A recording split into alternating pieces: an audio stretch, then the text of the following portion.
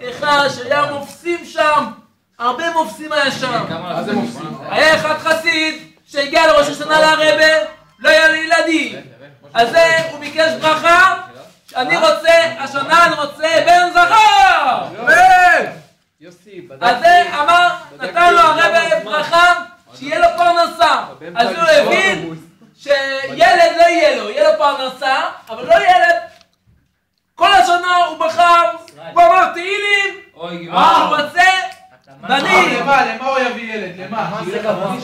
הוא הגיע אחר כך, בשנה הבאה הוא הגיע בחזרה לרבה, ואמר לו, רוצה בן זכר. אני רוצה ברכה. אז הוא נתן לו ברכה, בעזרת השם בן זכר.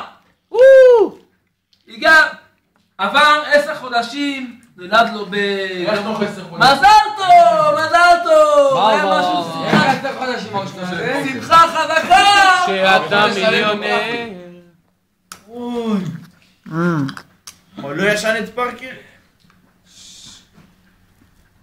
זה הבא אישה, אני רוצה לתת תודה רבה לרבי. אז אמר, הבעל אמר, אני יכול לנסוע לבד, אני לא צריך היא לא צריכה לנסוע עם הילד. היא אמרה לא, אני רוצה לנסוע לרבי. רוצה להגיד לרבי תודה רבה. לא היה חוכמות. לקחו את הילד עם הרבה זה, שלא יהיה קר, זה במקומות הקרים, ולא היה מקום בעגלה, בעגלון, לא היה מקום, ושם את זה, מתחת לעגלון היה שם מקום, שם שם את הילד, ופתאום, באמצע שנוסעים, רואים שהילד לא נמצא. מה קרה לו? התחילו לנסוע בחזרה לראות את איפה הוא, נסעו כמה שעות, היה שם שלג, ורשו בוודאי עכשיו הילד, אין כבר מי לדבר עם הילד, רוצים את הילד, למה רוצים את הילד? אם יש זאבים, אין ילד, וראו שהילד חי, והזאבים נפחו עם האף, עם הפה. כדי שיהיה לו חם. שלא... מה, הם נופחים בלי קול? הרב, הם לא נופחים?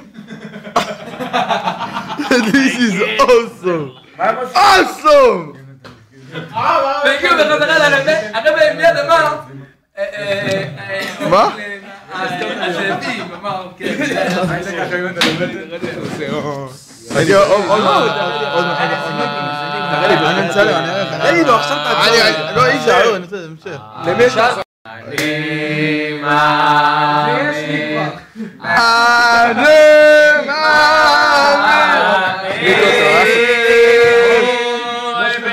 מגיע שלב הריקודים.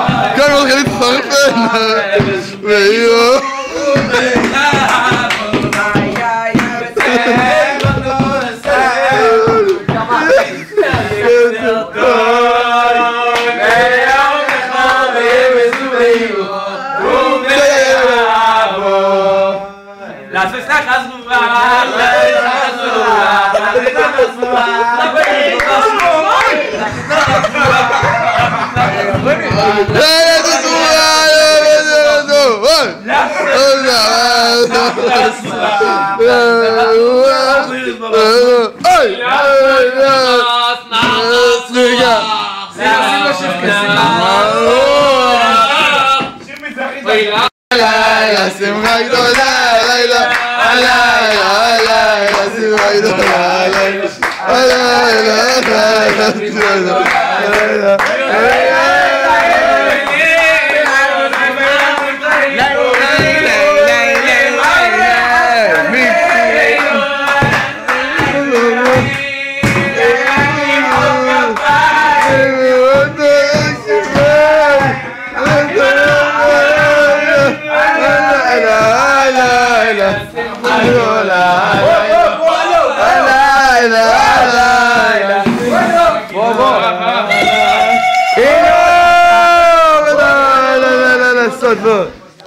אהרון מובסקי רגע אני מוציא